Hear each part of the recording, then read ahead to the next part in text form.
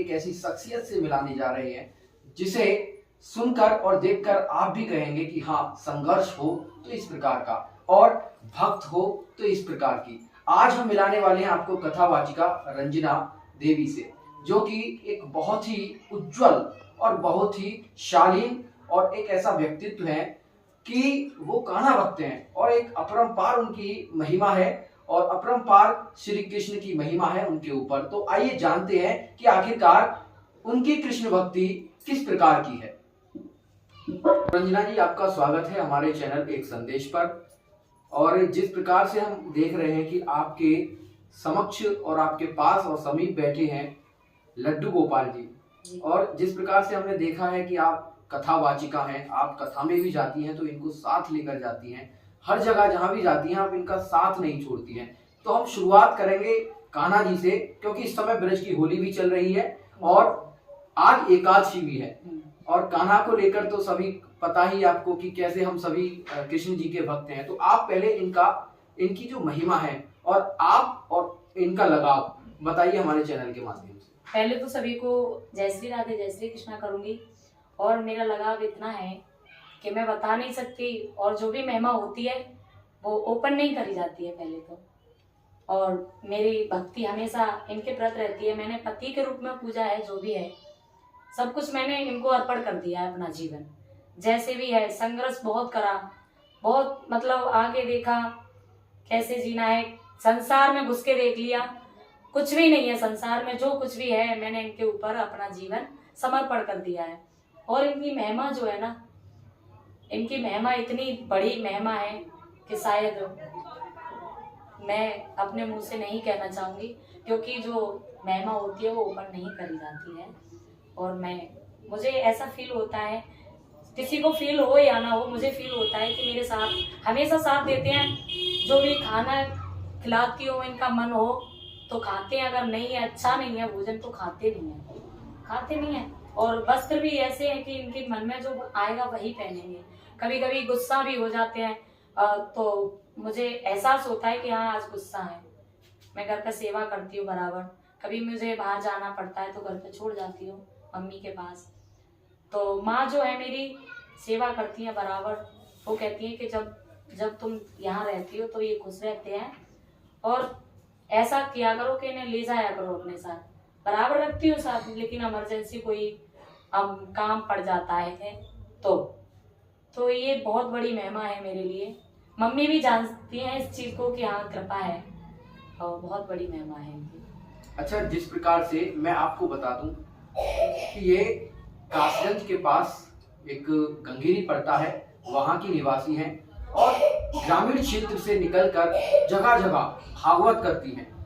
भागवत श्रीमद् भगवत गीता, जिसे श्री कृष्ण ने अपने मुखार बिंदु से सभी के सामने और अर्जुन को यह सिखाया था कि आखिरकार युद्ध में किस प्रकार से युद्ध करना है। तो भागवत पर भी आएंगे, लेकिन उससे पहले हम इनके जो जीवन है और इनकी जो जीवन शैली है, जिस प्रकार से इनका जीवन ग्रामीण क्षेत्र में रहा है, गांव में जाती हैं और इनका जो स्पेशल नाम है हम उस पर भी चर्चा करेंगे कि इनका एक स्पेशल नाम है। और बात करेंगे गंगेरी की। गंगेरी के शेरपुर निवासी हैं, और मैं आपको बता दूं कि जहां पर शेरपुर है वहीं मेरी नंसाल भी है, क्योंकि वहां हमारी नानी का घर भी है। और ये हमारी नानी के घर से आई हैं, और ये बहुत अच्छा लगता है कि जब हम उधर साइड को देखते हैं डिवाई से और उधर कासगंज की ओर देखते हैं तो वहां पर एक अपनत्व का एहसास होने लगता है। उसी का परिणाम है कि आज हम लोग इनका इंटरव्यू भी ले रहे हैं। तो सबसे पहले मेरा ये क्वेश्चन है आपसे, आपके जीवन को लेकर। आप ग्रामीण क्षेत्र से हैं और बहुत सारी दिक्कतों का सामना करना पड़ा होगा आपको अपने जीवन में, क्योंकि एक गांव से आई महिला बहुत कठिनाइयों का सामना करती है कि जगह जगह भागवत जाती है, लोग भी अनर्गल बातें करते हैं। तो आपका जीवन किस प्रकार का रहा है? मेरा जीवन एक ऐसे मान लीजिए जैसे मीरा के साथ में हुआ, सेम वही सीन है। बहुत संघर्ष करा, परिवार वालों ने पूरा साथ दिया, माँ पापा ने बहुत साथ दिया, पूरी फैमिली ने साथ दिया। और उसके बाद मैं गांव में रही, पढ़ाई की, बीएससी करी। बीएससी करने के बाद में जीएनएम डिप्लोमा करा मैंने। मेडिकल में मेरा नंबर भी आया, जॉब भी करी थी, 4 जॉब करी थी। उसके बाद में जॉब ऐसे ही छूट गई। मेडिकल, ये Aligarh GNU medical college, medical university जो है उसी में जॉब करी थी। इंटरव्यू के साथ में जॉब लगी थी। बड़ा संघर्ष रहा जीवन में। गांव वाले कहते थे कि शादी कर दो, शादी कर दो। फिर माँ बाप ने शादी भी की, बड़े धूमधाम से शादी की। बहुत लगाव रहा। जब फैमिली दुखी ना हो, इनसे तो प्यार था ही, इनको तो मैंने पति माना ही था, लेकिन परिवार वालों ने देखा कि अब समाज में बेटी को रखना उचित नहीं है, तो उसी समय पापा माँ ने शादी की। शादी करने के बाद में ससुराल में ऐसा विघन पड़ा कि जो मेरा हस्बैंड था ना, उसने पहले से शादी कर रखी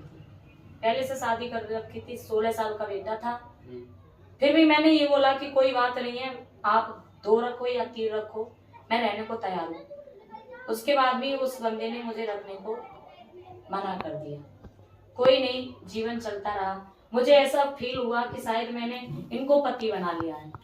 तो ये बताइए, जैसा आपने बताया कि शादी हुई थी, तो आपने कान्हा जी को शादी से पूर्व पति माना था या उसके बाद? नहीं, शादी से पहले मैंने पति माना था। ये चीज घर वालों को भी पता था कि मैं पति के रूप में पूछती हूँ। घर वालों से मना कर रखा, मैं शादी नहीं करूंगी। छोटी बहन की शादी हमने मेरे से बहुत पहले हो चुकी है। सन 13 में शादी कर दी उसकी, बच्चे हैं उस पे। मेरा बस प्लान यही था कि मैं इनकी सेवा में रहूंगी। मैंने जो कुछ भी है ये है मेरे जीवन के सहारे। लेकिन फिर भी घर वाले नहीं माने कि शादी करना है हमें। माँ ने बोला कि शादी करने दो हमें, उसके बाद चाहे तुम हमारे पास ही रहो, शादी करने दो। शादी करी थी और मुझे यही फील हुआ कि पति ने नियुक्त कर लिया। शादी से पहले इन्हें अच्छा नहीं लगा, इसलिए वहां से मेरा रिश्ता। ये होता है कि हम जब छतारी में थे, एक वाकया हुआ था मेरे साथ कि बागेश्वर धाम सरकार जो है वो छतारी में कथा कर रहे थे, और उस समय एक इन्हीं की जैसी लड्डू गोपाल का एक कपल, एक जोड़ा, वो लड्डू गोपाल को हाथ में लिए हुए हमारे पास खड़ा था। तो हमने लड्डू गोपाल जी की जो सेवा करते हैं उनसे पूछा कि आखिरकार आप इनकी सेवा करते हैं और ये खाते पीते जिस प्रकार से कहते हैं कि खाते हैं पीते हैं, तो उन्होंने भी इसी प्रकार से सेम चीजें बताई थी कि जब इन्हें पसंद होता है ये वही चीजें करते हैं। और जैसा कि रंजना जी ने भी बताया है कि जब इनका मन होता है खाने का, तो ये उसी प्रकार का खाना खाते हैं और उसी प्रकार के वस्त्र पहनते हैं। तो ये तो रही महिमा श्री कृष्ण की और इनके जीवन की।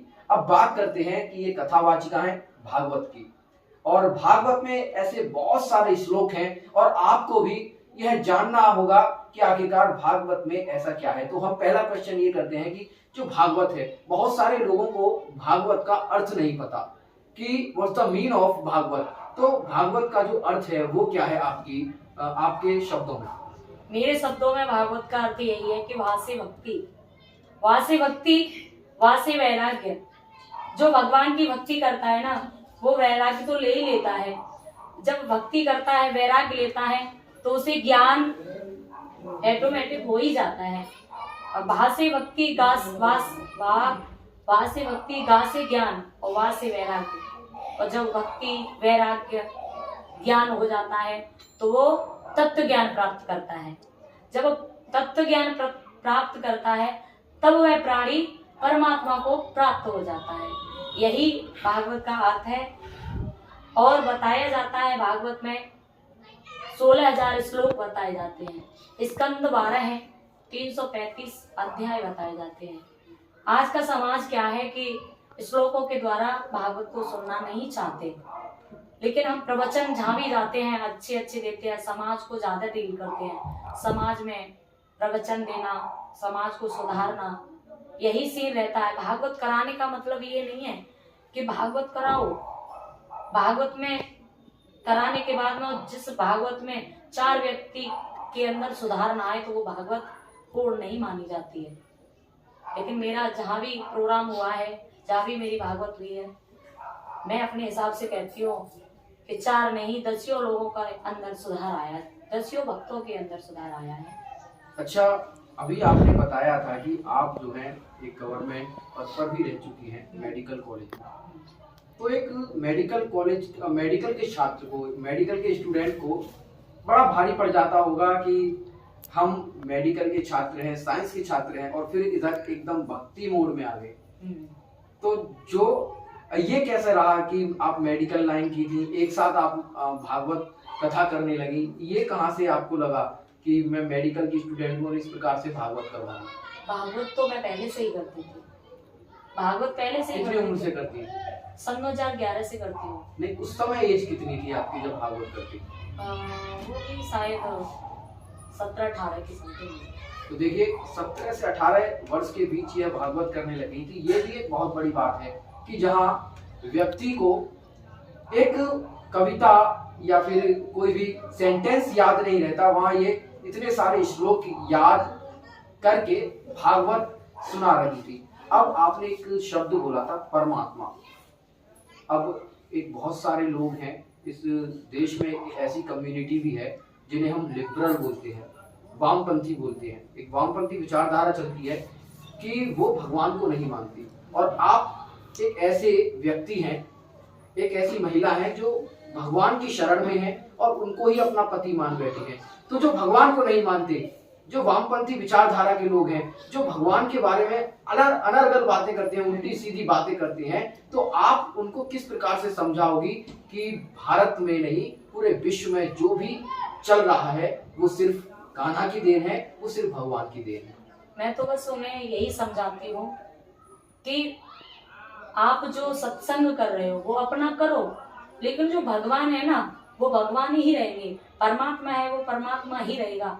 इंसान कभी भगवान नहीं हो सकता, इंसान कभी भगवान नहीं हो सकता है। और ये हमारे कृष्ण है, ये दुनिया जो है, दुनिया बिहारी जी के चरणों में लगी पड़ी है। मथुरा वृंदावन हजारों भक्त, लाखों भक्त जाते हैं, और उसमें से अगर 10 लोग परमात्मा को नहीं मान रहे हैं, उसमें हमें कोई चिंता वाली बात नहीं, कोई फर्क नहीं पड़ता, कोई फर्क नहीं पड़ता। लेकिन एक दिन वो आएगा कि वो भी भगवान को पहचान जाएंगे। अभी अंधकार में फंसे हुए हैं वो, और जिस दिन वो अंधकार से निकलेंगे उन्हें दिखाई देगा कि वाकई में परमात्मा है। अच्छा, अभी एक आपने शब्द का नाम लिया इंसान। अभी आपने ये भी कहा कि इंसान जो है वो भगवान नहीं बन सकता, लेकिन हम यदि चलें श्री गणेश जी के पास, तो श्री गणेश जी ने माता पिता को ईश्वर माना था, ईश्वर माना। और यदि हम लोग भी यदि अपने माता पिता को ईश्वर माने तो वो भी भगवान है। बिल्कुल बिल्कुल भगवान। तो ये इस चीज में कैसे आपसी तुलना की जाए कि इंसान भगवान नहीं हो सकता, और एक तरफ यह भी कहा गया है कि आपके माता पिता में ही आपके भगवान है? सर्वप्रथम जो मतलब हमारे जो भगवान है वो भगवान ही रहेंगे। वो बताया है किसी ने कि जन्म के दाता माता पिता है, आप कर्म के दाता है, आप मिलाते ही ईश्वर से, आप ही भाग्य विधाता है। तो जन्म के तो दाता है वो, हमें उन्होंने जन्म दिया है, वो जन्म के दाता माता पिता है, वो भी भगवान है एक रूप से। और जो हमारे जो ये हैं जिन्हें हम माता पिता के द्वारा हमें इन्हें पहचाने हैं, माता पिता के द्वारा ही पहचाने हैं हम भगवान को। अगर माता पिता हमें नहीं बताते कि भगवान क्या है क्या नहीं है, तो हमें कैसे पता चलता? सर्वप्रथम माता पिता हमारे भगवान है, उसके बाद में हमारे ही भगवान है। और हमें पता चला कि माता पिता तो भगवान है ही है, और उससे बड़े हमारे भगवान ही हैं। तो अब मैं थोड़ा सा एक काउंटर क्वेश्चन करने वाला हूँ महाकुंभ को लेकर, क्योंकि महाकुंभ को लेकर जो हमारा विपक्ष है, जो भारत का विपक्ष है, जो उत्तर प्रदेश का विपक्ष है, वो महाकुंभ पर आरोप लगाता रहा है, और शायद एक कथावाचिका के रूप में ये भी महाकुंभ गई थी आप। तो इनको अच्छे से पता होगा कितने दिन आप महाकुंभ में रुकी थी? 2 दिन रुकी थी।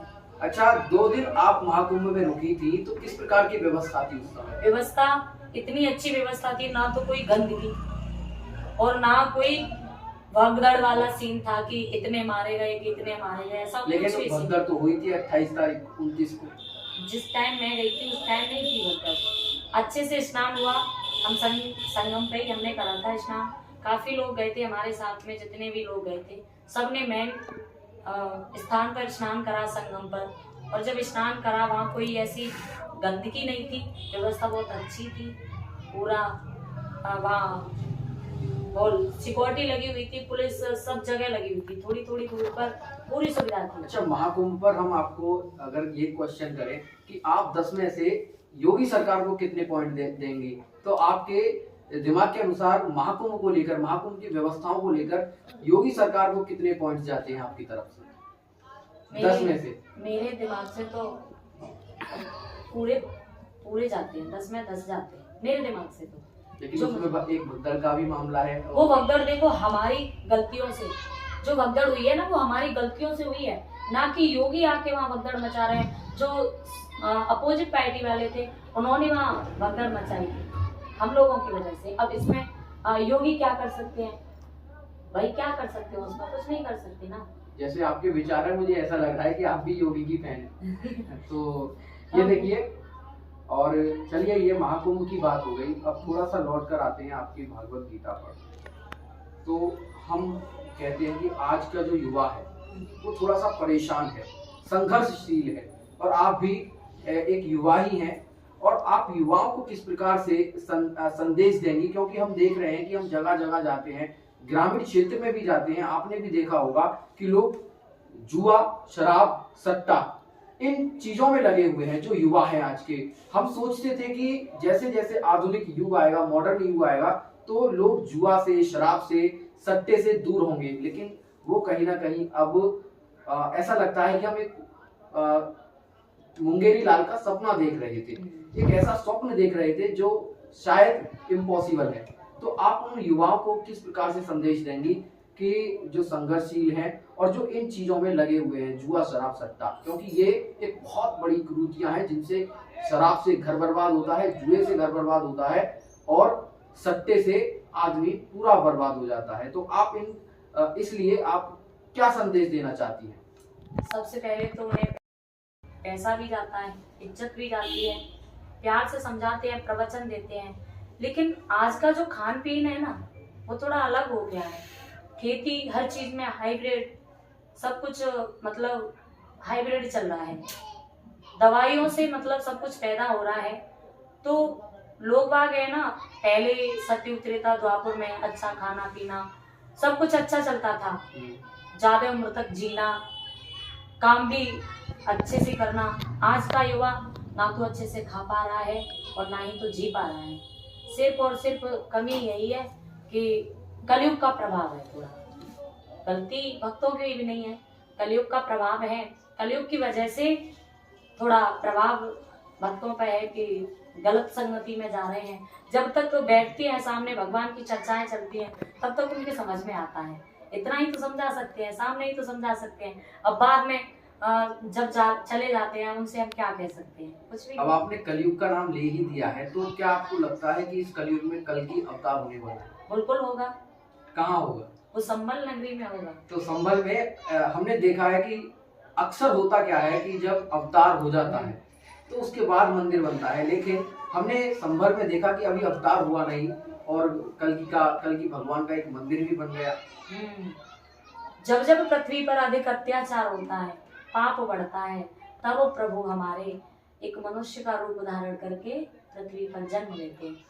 एक चौपाई बताई है कि जब जब होए धर्म की हानि, बारस दया धर्म अभिमानी, राम सिया राम जय जय राम, राम सिया राम जय जय राम।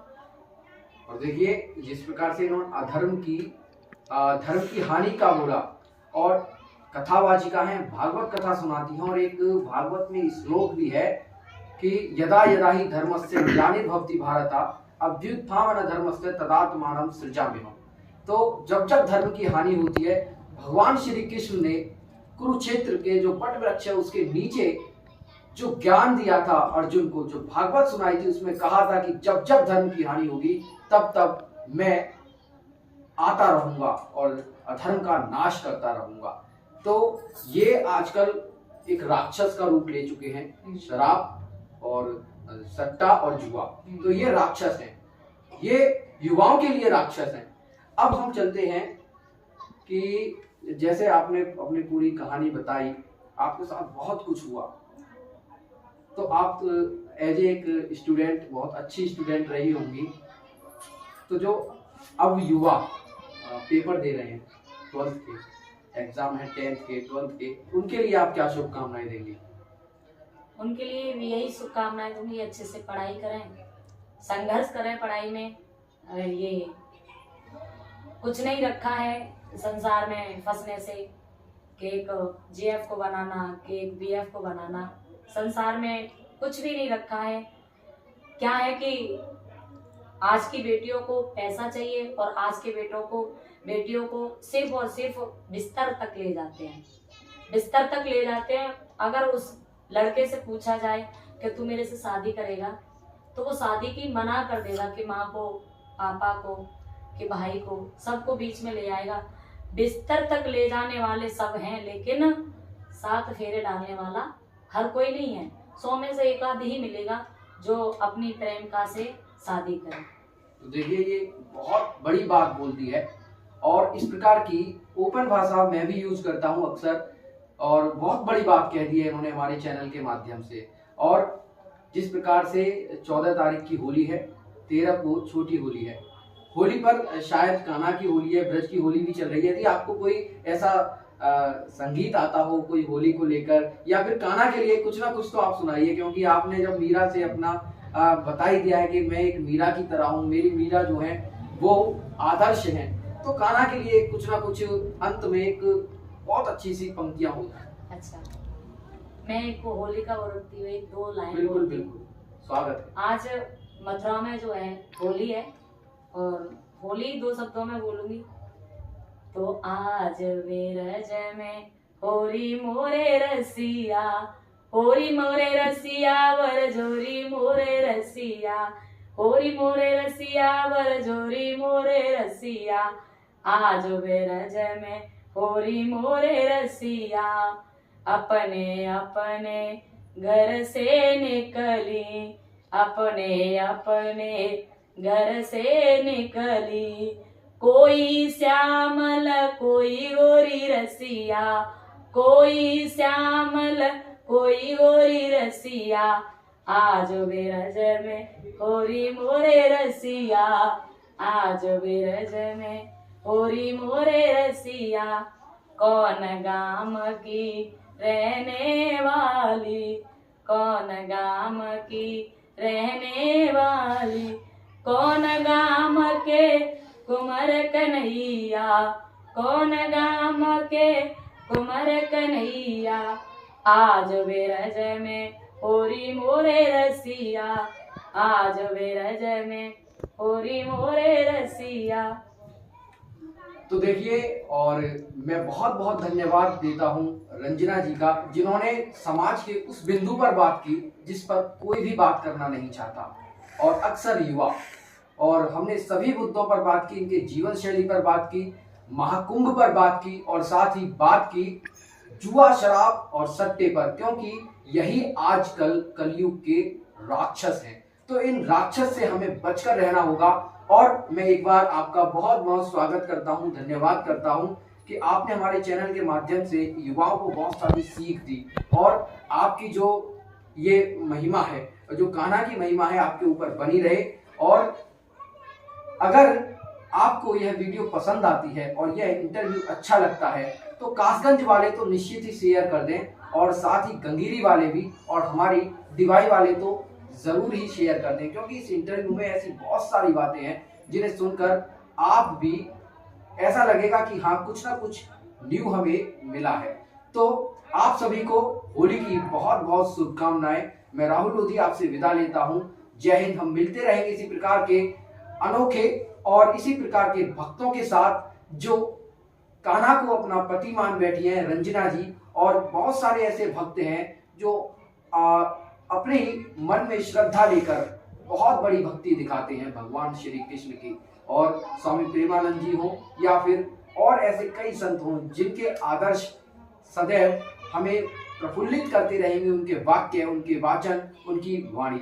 तो मैं राहुल लोधी आपसे विदा लेता हूं, और इसी के साथ आप हमारे चैनल पर बने रहिएगा। यदि चैनल अभी तक सब्सक्राइब नहीं किया है तो चैनल को सब्सक्राइब जरूर करें। तो एक बार एक निवेदन हमारे चैनल के लिए रंजना जी जरूर करेंगे।